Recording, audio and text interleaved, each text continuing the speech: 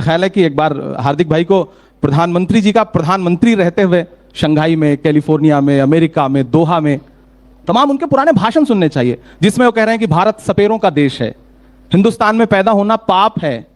ये किसके भाषण है? ये प्रधानमंत्री जी के भाषण है। अरे बाप रे, ये तो धोती खोल रहा है। अरे पैदा होना नरेंद्र भाई मोदी जब गुजरात के मुख्यमंत्री थे तो अमेरिका जाने के लिए हाथी के नेता उस टाइम तो वीजा न मिले इसके लिए सिफारिश किया करते थे। अब वीजा अमेरिका नहीं दे रहा था, उसमें भी कांग्रेस का हाथ। आपके लिए कांग्रेस का रोना रोएंगे, हर चीज में अडानी पर ही हाथ डाल रहे हैं ना। अडानी पे सवाल ना करें। अडानी पे इतना उछल क्यों जाती है पूरी भाजपा? यमुना उपाध्याय का एक शेर है, ये चूनर धानी धानी भूल जाते, ये पूर्वा की रवानी भूल जाते, जो आकर 4 दिन गांव में रहते तो सारी लंतरानी भूल जाते।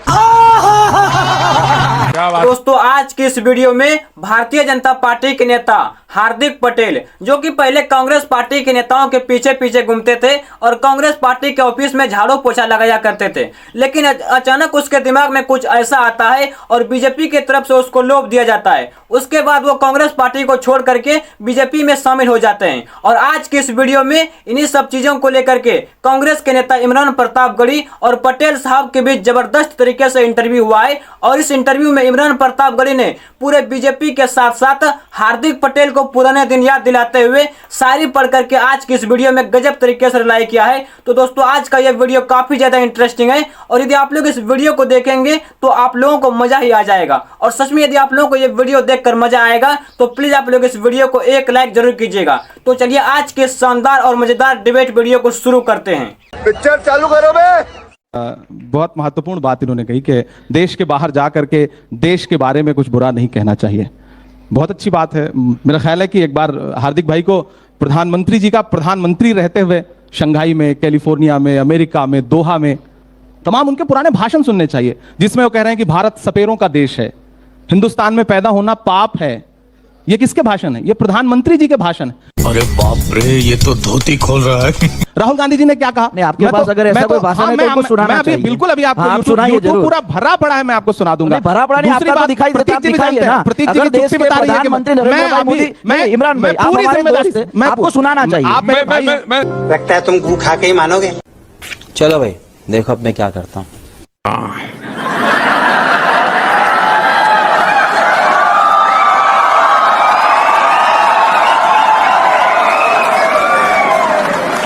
जो 85 पैसा घिस लेता था सरकार, यार पता नहीं पिछले जन्म में क्या पाप किया था, हिंदुस्तान में पैदा हुए। ये कोई देश है? ये कोई सरकार है? ये कोई लोग है?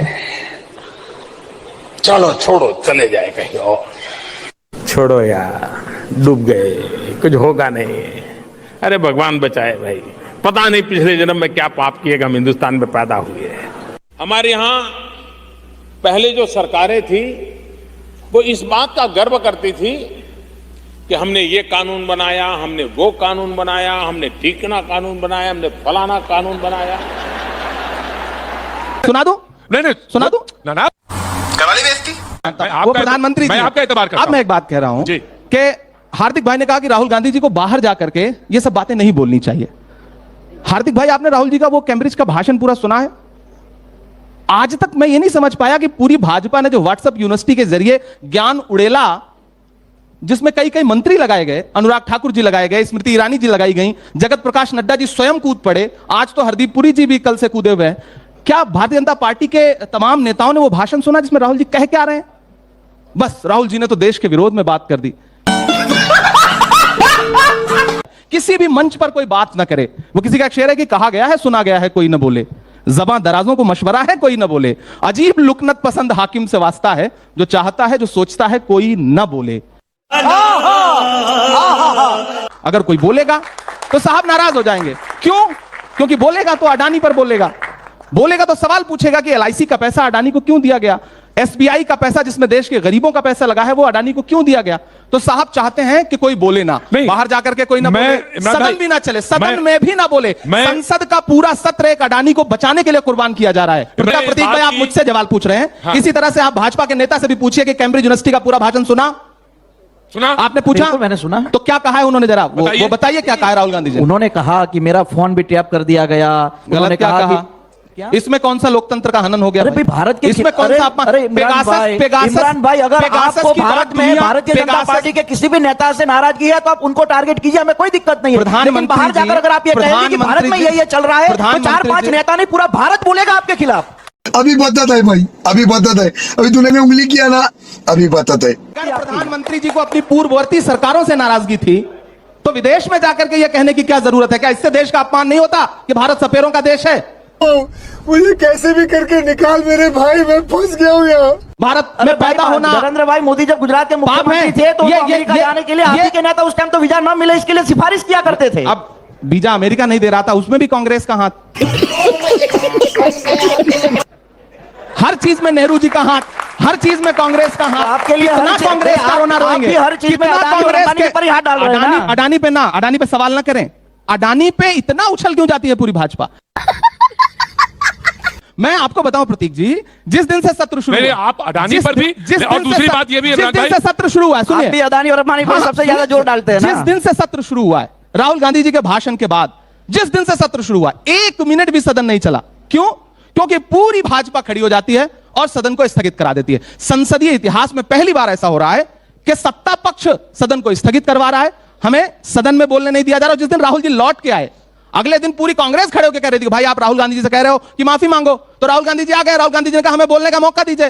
पूरा सदन म्यूट कर दिया गया। आपने विजुअल देखे होंगे। अगर हम करें तो करें क्या, बोले तो बोले क्या? तो आप हमें बताइए कि फिर इस देश में लोकतंत्र है ना? विपक्ष को बोलने की आजादी, बोलने का मौका अगर संसद में भी नहीं मिलेगा। वो विजुअल आपने नहीं देखा कि जब सारी विपक्षी पार्टियों के सांसद मार्च कर रहे हैं, एक तरफ देश के लोकतंत्र का सबसे बड़ा घर और एक तरफ महामहिम राष्ट्रपति जी का आवास और बीच में विजय चौक और कम से कम सैकड़ों से ज्यादा, हजारों कह सकता हूं तादाद में पुलिस फोर्स और बीच में तकरीबन 200 सांसद। क्या आपको नहीं लगता कि लोकतंत्र को बिल्कुल बंधक बनाने की स्थिति बना दी गई है? तुम्हें शर्म है? कुछ शर्म आया है? चर्चा है बुलडोजर की, मैं वहां आता हूं। जहां चाहे आप वहां चलें। हाँ, नहीं आपकी जहां इच्छा हो वहीं ले चलेंगे। तो बुलडोजर की चर्चा है, मॉडल की बड़ी चर्चा है। अच्छा, बंद कर दीजिए अदालतें ना, बंद कर दीजिए अदालतें, बुलडोजर से न्याय करवाइए। देश के हर राज्य में अदालत का कोई काम नहीं है। आपको लगता है कि प्रतीक गलत है, प्रतीक का घर गिरा दीजिए। प्रतीक के बीवी, प्रतीक के बच्चे, प्रतीक के पिता, प्रतीक के कोई भी कहां रहेगा उससे कोई मतलब नहीं। भारत का संविधान यही कहता है, कर दीजिए। अगर आपको यही न्याय लगता है, वो अतीक हो, वो धनंजय हो, वो ब्रजेश सिंह हो, वो मुख्तार हो, वो कोई भी हो, कर दीजिए न्याय। इसी से अगर यही न्याय है तो न्याय करिए। फिर अदालतों की आवश्यकता लगती है आपको? देखिए योगी, आपको बता तो मुझे आनंद होता है कि योगी आदित्यनाथ जी का मेरे असेंबली में रोड शो था। मैं 25 बुलडोजर लाया था उनके रोड शो में। अगर जहां सही जगह होगी वहां बुलडोजर चलेंगे और जिनको नाराजगी है वो टीवी में आके बोल सकते हैं। कैसा? देखिए राजनीति कहां आकर के खड़ी है और राजनीति ने अपना मकसद क्या बना लिया है। प्रधानमंत्री जी का अभी भाषण कहेंगे हार्दिक भाई तो वो भी सुना दूंगा। उन्होंने कहा कि मैं 2022 में इस देश के हर व्यक्ति के सर पर पक्का मकान देखना चाहता हूं, दूंगा, मैं आवास दूंगा। मैं मध्य प्रदेश के ऐसे, आपको डॉक्यूमेंट दे दूंगा, ऐसे ऐसे लोगों के मकान तोड़े गए जो प्रधानमंत्री आवास योजना से बने थे। गलती किसकी है? जांच का विषय हो, जांच का, पहले घर तोड़ दीजिए फिर जांच का विषय है। अदालतें बंद कर दीजिए, बंद कर दीजिए अदालतें। न्यायपालिका की आवश्यकता आपको महसूस होती है फिर? अरे क्यों नहीं, हम न्याय के एक ये लैंड है, लॉ ऑफ द लैंड है। तो फिर न्याय कौन करेगा? न्यायालय करेगा। नेताजी गुस्से में हैं, घर तोड़वा देंगे। लेकिन आपने कहा राजनीति, दरोगा जी गुस्से में हैं, एसडीएम साहब गुस्से में हैं, घर तोड़ देंगे। 399 सीटों पर आप लड़े उत्तर प्रदेश पे, 387 पर जमानत जब्त हो गई, आप देख ही रहे हैं। प्रतीक जी, मैं बहुत संवेदनशीलता के साथ एक बात कहना चाहता हूं। अब ये मत बताइएगा, अब ये मत कहिए कि हम चुनाव लड़ रहे हैं, जीत हार हमारी राजनीति में नहीं है। सामान्य तरीके से बहुत संवेदनशीलता से एक बात कह रहा हूं। क्या जीत ही हर चीज का पैमाना है? वाह, तो आप क्या जीत ही तय करेगा कि जो गलत है वो भी सही है?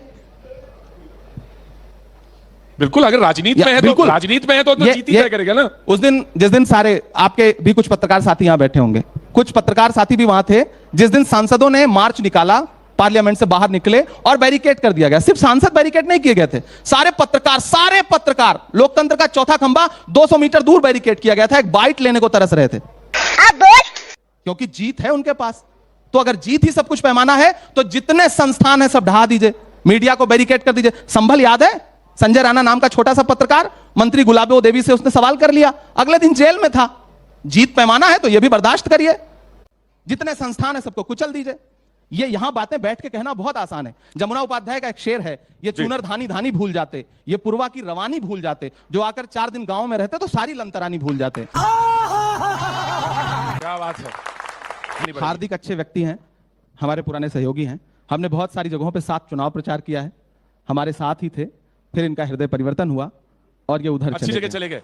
और मजे की बात यह है, और गजब की बात, सॉरी इमरान भाई, और गजब की बात यह कि सिर्फ मेरा ही हृदय परिवर्तन नहीं हुआ, जहां से मैं चुनाव लड़ा वहां 52,000 वोटों से मैं जीता हूं, लोगों का भी हृदय परिवर्तन हुआ है। और बड़ी डिफिकल्ट कॉन्स्टिट्यूंसी, 10 साल से कांग्रेस थी इनकी, डिफिकल्ट कॉन्स्टिट्यूंसी, और हमारे कारण एक बार जीते थे, इस बार हराया है। हाँ, इनका हृदय परिवर्तन हुआ, ये चले गए। मैं प्रधानमंत्री जी के पुराने भाषण याद दिला रहा था, हार्दिक भाई के पुराने भाषण नहीं याद दिलाऊंगा। जो प्रधानमंत्री जी के बारे में, गृह मंत्री जी के बारे में इन्होंने बोले हैं, मैं वो बिल्कुल याद नहीं दिलाऊंगा, क्योंकि ये हमारे अच्छे मित्र हैं। लेकिन अगर जवानी के जोश में हम समाज के हितों के लिए लड़ते हैं तो स्वाभाविक है कि प्यार से तो आंदोलन होते मैं अगर आप हार्दिक भाई से पूछूं, कि समाज का वही हित अब कहां चला गया। ये आपसे कह रहे हैं कि आप जोश में मत आइए, अगर मत खोइए। पाटीदार समुदाय के कितने बच्चे अगर मारे गए तो उनके इंसाफ की बातें जो हार्दिक हमारा भाई करता था, जिस जोश जज्बे के साथ, कि जिस पर राजद्रोह तक लगा दिया था भारतीय जनता पार्टी ने, आज हमारा हार्दिक भाई चुप है। तो साला ये दुख का खत्म नहीं होता बे। मैं कोई सवाल नहीं खड़ा करूंगा। हम संसद में जो व्हाट्सएप देखा है, किसी ने भेजा कि सवाल पूछ लीजिए। नहीं, मैं तो ऊपर वाले की इतनी मेहर है कि मुझे व्हाट्सएप यूनिवर्सिटी से ज्ञान प्राप्त करने की कोई आवश्यकता नहीं है।